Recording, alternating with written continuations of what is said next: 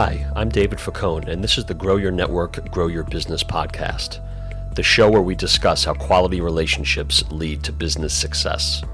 From entrepreneurs to business development professionals and beyond, you will learn the true value that quality networking will have on your business.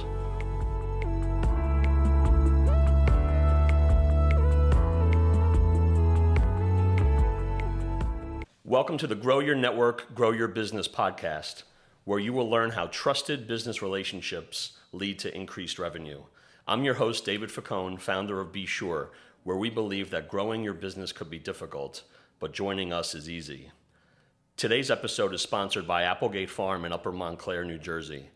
Since 1848, Applegate Farm has been providing families in northern New Jersey with fresh dairy products and is now one of the largest retail outlets for ice cream on the East Coast. Visit them at 616 Grove Street or at applegatefarm.com. Applegate Farm, sweet scoops of the past.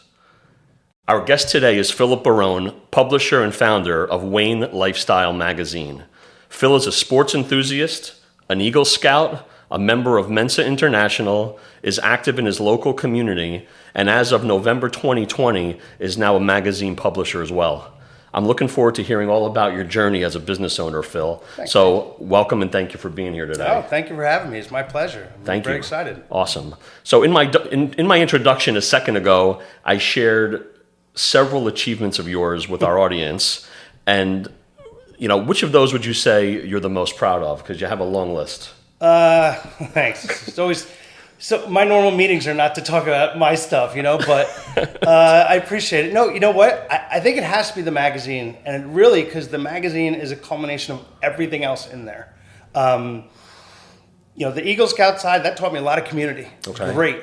The Mensa, I had a traumatic car accident when I was young, when I was 19. That's right. I couldn't walk for a year. I was run over by a tractor trailer, every set of tires. It was crazy, right? Obviously, almost died, but I was a big sports guy in high school and college, soccer, wrestling, and baseball, and gymnastics growing up the whole time too. Okay. So I had to change into being like the thinking guy instead of the physical guy.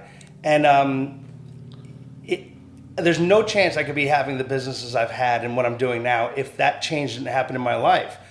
Mensa came about because I didn't care about school as much, the grades. But all of a sudden, I'm like, wow, I understand what they're talking about. I get that. Let's start testing where I'm at. So that happened after your accident? After the accident, yeah. No kidding. And, so now that gave a certain confidence that I'm like, okay, I can understand the things I need to understand.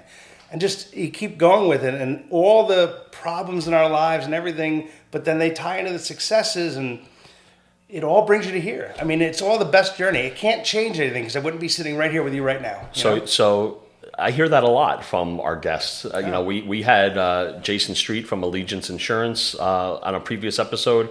I asked him same thing. What would you change about your business career? And he said absolutely nothing. You're learning something from every experience, and it's pretty wild for you to say that an accident that almost killed you changed your life in such a great way. Yeah. That's unbelievable. Yeah. So in doing my research, for our podcast today, I learned a lot about you that I never knew before. And I learned that you are a huge baseball enthusiast. Yep. When did your passion for the sport begin? I've seen pictures when I was really little, way before the Little League, and they had Robin League in the town I grew up in, River Edge. But I loved it immediately. It became my thing. And I was one of the better players when I started out, and you always go to shortstop and all different things, but I ended up gravitating to second base. Okay. And that became my home. Like, I love it. I want that to be the last thing I see in this world. I know I should be my kids, right? But I want that view from my position, second base, looking towards home. I want that my last thing I see. And it's ridiculous. I've thought about that, though. Mm-hmm. But I crave to be there. I need to be there. There'll be times, I took like 2 years off from playing any sort of baseball when I was 41 then, and then I started softball a couple years later. In that 2-year time frame, I had several moments where all of a sudden I'm just standing somewhere and it would flash, and all of a sudden I saw the field. I'm on a field, and it would flash back to where really I'm like, what the heck just happened? I'm like, I got to get back in. I can't be away this long. Wow. I mean, yes. your passion for the sport really comes through. What drives you today? What gets you out of bed today? My kids, my daughter Ava, my son PJ. I had it's been a long road to here, right? To the magazine and everything. And there was businesses I've owned in the past. There was a very bad setback experience that happened due to a bad partnership. Okay. And, that knocked me down. That knocked me down far. But, it's important for us to teach them, even if we're not verbally saying, for them to see me get back off the mat, for them to see I can come back. Right. Their lives all changed. We had to change houses we were in.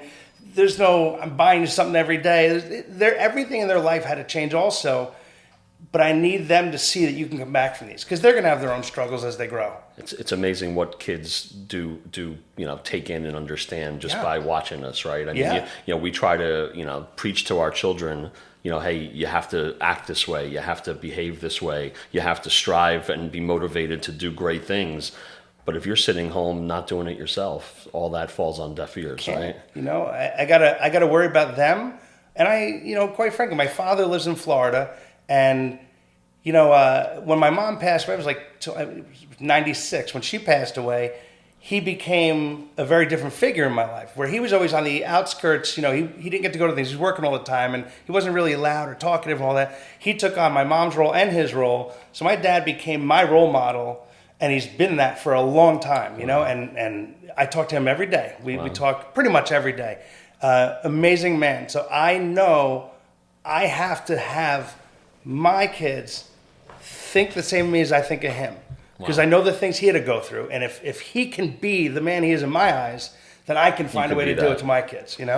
That's amazing to hear stories like that, because you could hear both ends of the spectrum. You have a great role model in your dad who has, been your idol and your hero, and you want to model after him for your children. I hear stories about how people came from homes that didn't have any of that, and they strive to be different from where they came from. So the end result is always positivity. So tell us how you got involved in the magazine. We're all about relationships and doing business on the podcast.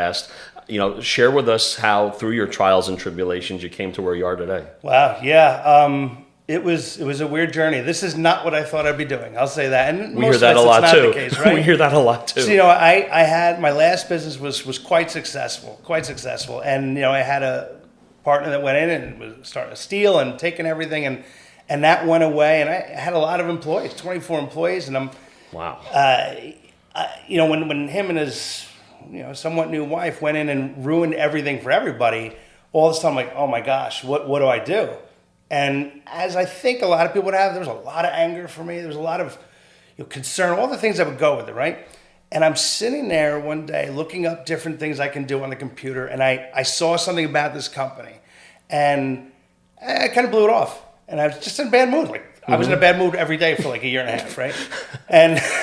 But that night, my wife sat up. It was like 2 a.m, and I was sitting up on the edge of the bed. She goes, "What are you doing?" I'm like, "I think I got to check something out." I'm like, "I'll be right back." She's like, "What?" I'm like, "Don't worry about it. It's nothing."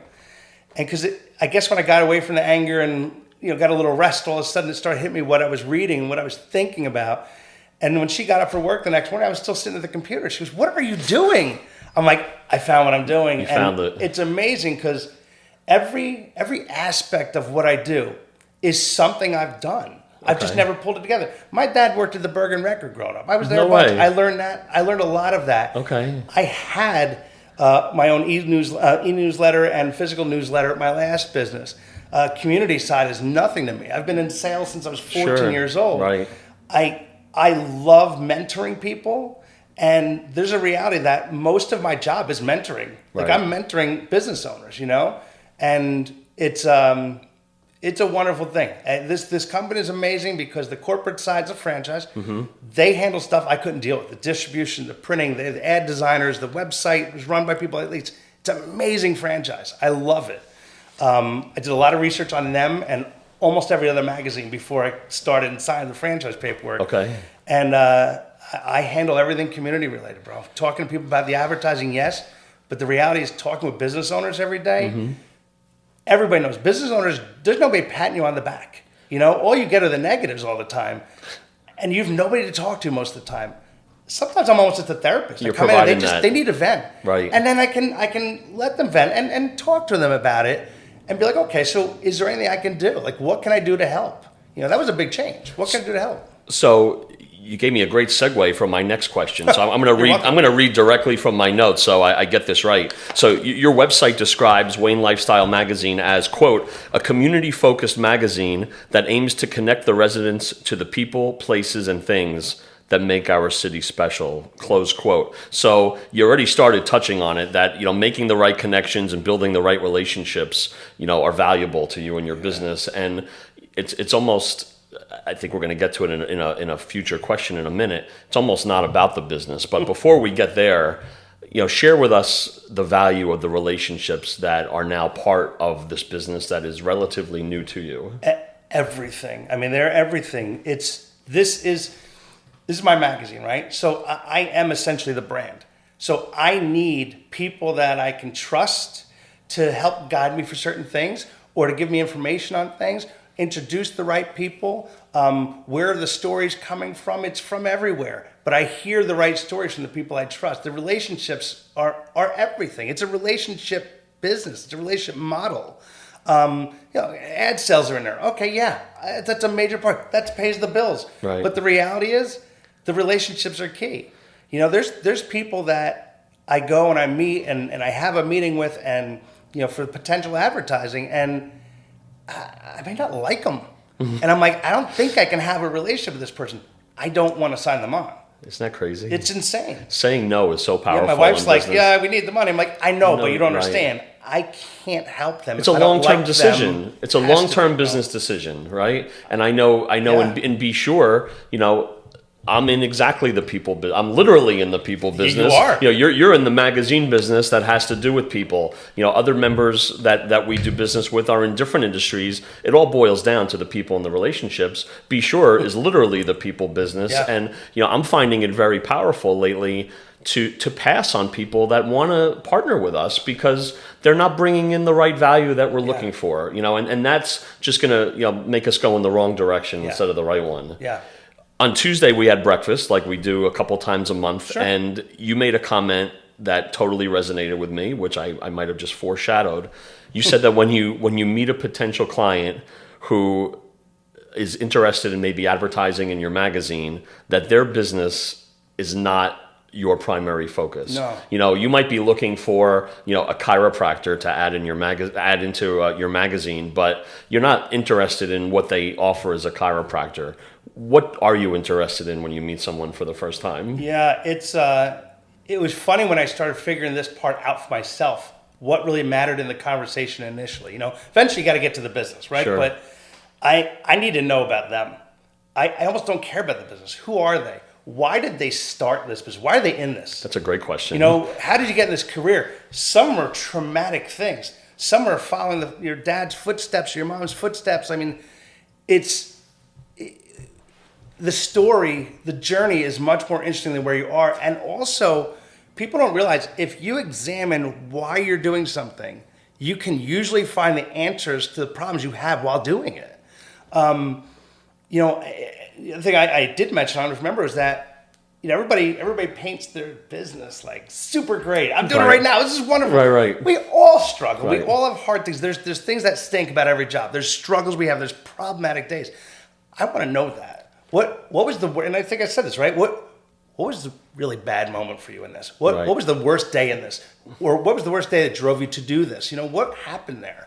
Because that mental state or that understanding of their mentality, a lot of times will give me insight into what can we do together?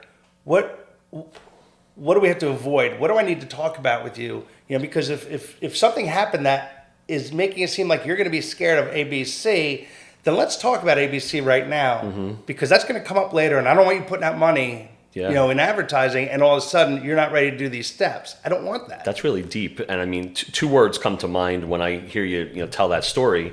It's vulnerability and then fear, and I think those go hand in hand. You're very candid in telling your backstory, like you just shared with us earlier on the podcast about, hey, I had a very successful business and it failed, and that I rose up from the ashes and dusted myself off and found something that combined all the things that I was passionate about, and now here I am. And you're right, so many people that are in the business world just put up these shields or walls where, hey, I don't want to tell the world that I'm anything but awesome, right? And I think that's entirely backwards, because I think you connect better with people when you share some real stories and you are vulnerable, instead of just saying that everything is, unicorns and rainbows all the time. You're 100% right. People connect over trauma. You can connect in successes, but it's not to the same level.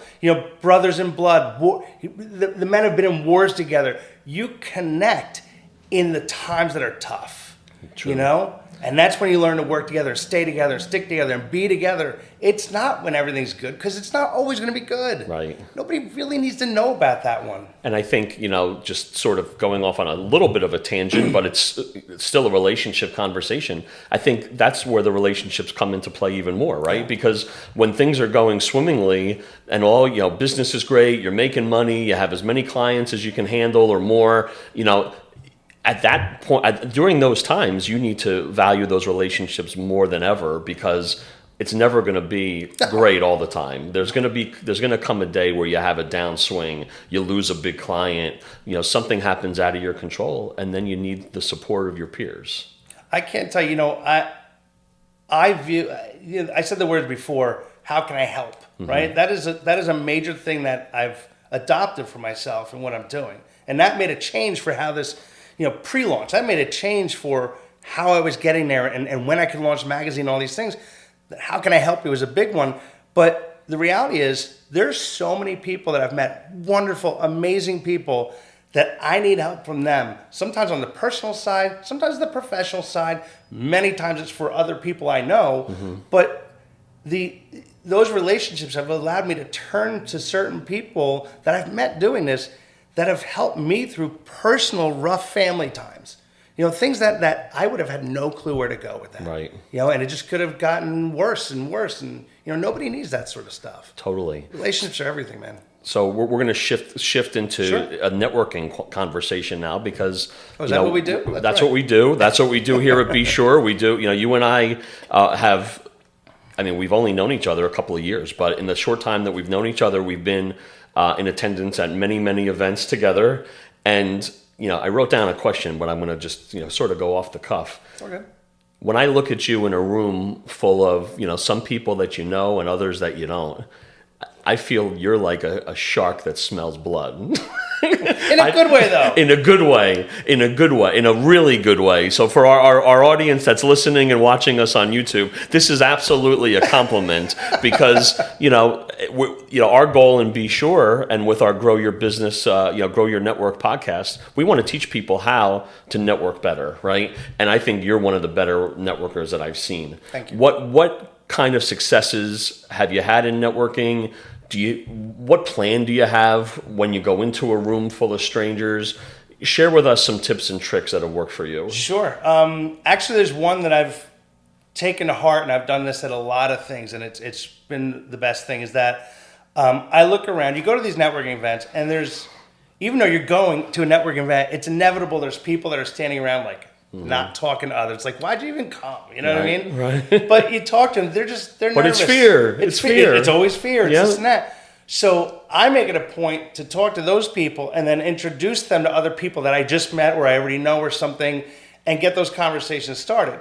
Because the people that aren't talking to other people, they have a lot of stories too. Sure. And a lot of times there's a reason they're scared. Like, I want to know what it is. And if I can help them meet these people here, no matter what comes out of it, I just did a good job, know? And then I know that the more people I can connect, people will also have the idea that, hey, this guy connects people. Right. And I do it through the magazine, I do it in meetings, I do it through events, the whole thing. Yeah, you're not simply meeting a new individual and saying, hey, I'm Phil from Wayne Lifestyle. Would you like to advertise with me? I mean, that's the last thing you're thinking of. Hey, I just heard you talking. What do you do? Tell me that again. Yep. And let them start talking. Now, bad job on their part sometimes, but there are plenty of conversations I walk away without even saying what I do, and I'm okay with that. Right. I want to know what they do. Sure. The relationships are built by letting somebody talk to you and tell about them. It's not you talking to them. They're going to get to know me because they got to talk about themselves to me. And people love to talk about themselves. They love to talk about themselves more than they love to hear someone else talk about it, for sure. Yeah. And I think the connection piece of it is amazing, because I think for amateur networkers or those just starting new businesses, they are afraid of how to do it the right way. And, you might want to try to pass someone a referral, because I think a lot of networkers on paper think that that's the biggest value they can get. How can I get a client from someone, or how can I give them a client? But it doesn't have to be about that. It could be, hey, who do I know that they should meet? Yeah. Let me make an introduction. The one thing that all these events that we attend, inevitably, you have people that have never done it before that show up. Yeah. And they're the ones that are the wallflowers. You can tell by their body language. They're not sure who to approach. Oh, and, it feels like I'm in a room full of friends, even though that's not true, right? I love just complimenting them. Yeah. Hey, have you, do you do this a lot? No, Dave, actually, this is my first event ever. Oh, well, kudos to you for showing up. This is the hardest part. It's all downhill from here, right? Yeah. You got up, showered, put on your suit, drove here, and the good news is you got out of the car and you walked in. Yeah, you got in. You got in. So that's the hardest part. Everything from here on in is a little bit easier. So congratulations. I would listen, the people that go to these that are quiet, they don't know how to start the conversations. I think one thing I said a minute ago is the easiest thing to do to get somebody to start talking to you. Hear a group of people or two people that are talking. When they're done, just be like, hey, I heard you talking a minute ago, only caught a bit of it. Tell me again what it was you guys do and what you're about. Sure. It's an easy way without having that, I got to introduce myself and maybe there's rejection.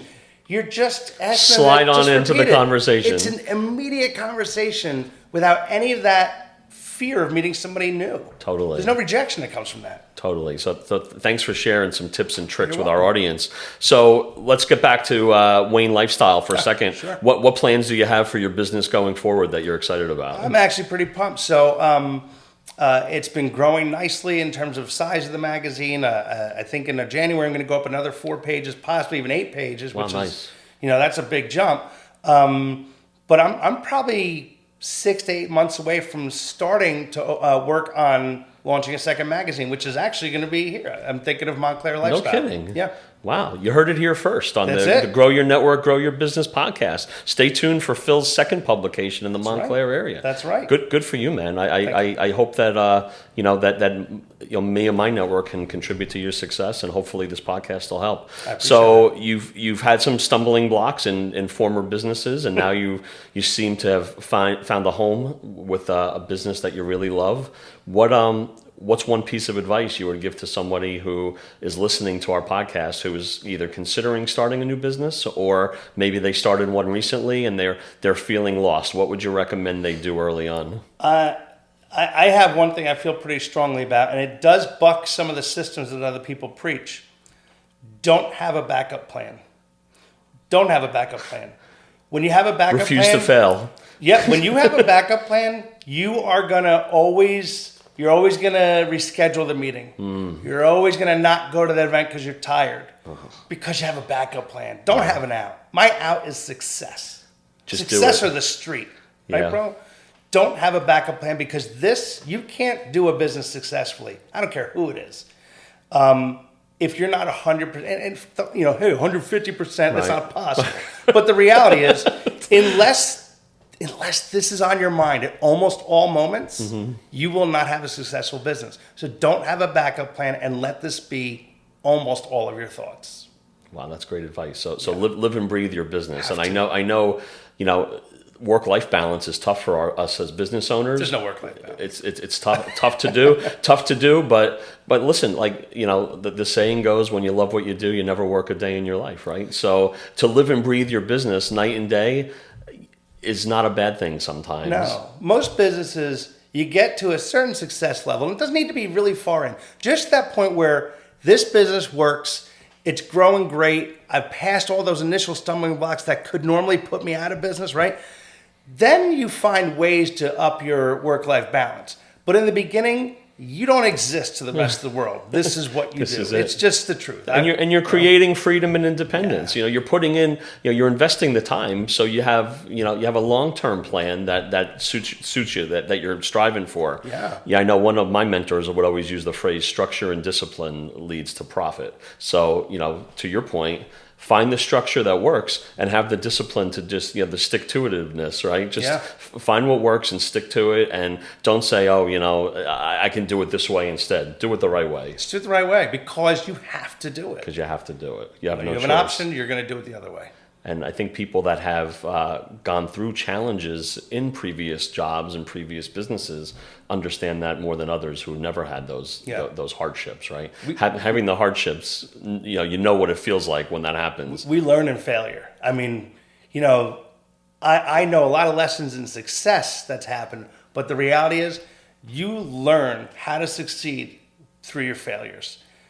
That's just, there's no way around it. And that's a common thing that everybody has said. You win or you learn. I know I said that in a previous episode, I think to Jason from Allegiance. We said the same thing. You either win or you learn. Yeah. And if you win all the time, you're not learning very much. Those people that have won all the time and haven't faced severe adversity, and I've seen this myself, when they're in business for a good amount of time and then they face a bad adversity, they don't make it a lot of times. They get lost. It's okay. It's okay that we screwed up. It's okay that your first business failed. It's okay that you made nothing. Right. You still got to pay your bills, but you made nothing for the first 8 months or a year. What are you doing to get better? Find the success, because you will handle all the other stuff that comes your way. That's awesome. I think that's a great way to end. Nice. I want the one takeaway that I have from our relationship is never burn a bridge, because Phil and I met on the golf course a couple years ago, back when he had his previous business, and little did we know, we actually exchanged an email or two, reconnected a couple years later, and only after doing business for 6 or 8 months did we realize we met on the golf course years ago. It was crazy. You're like, hey, do you remember playing here? And you were with this, and you met some guys, and you sent an email. I'm like, yeah. You're like, that was me. I'm like, oh my God. It's crazy. Yeah. And at the time, we couldn't do business together, but it's funny how the world works, and it brought us back together. And you are someone who I consider a friend. I value our relationship. I look forward to working together to help each other grow going forward for many years to come. And if our listeners would like to check out the latest issue of Wayne Lifestyle Magazine, or if you want to connect with the 60,000 sets of eyes who see the publication each month, you can find Phil and his team by visiting citylifestyle.com/Wayne. That's citylifestyle.com/Wayne. Yeah. And thank you to our listeners for joining us today. Please subscribe to our podcast to hear more ways that you can grow your business through networking. You can also like and follow Be Sure on Facebook, Instagram, LinkedIn, and TikTok. And remember, everyone, as always, business relationship building is a choice, not a chore. Be sure to be building your business relationships the right way. Thanks again, Phil. Great to have you. Thanks, brother. Thank you, man. All right, man. See ya.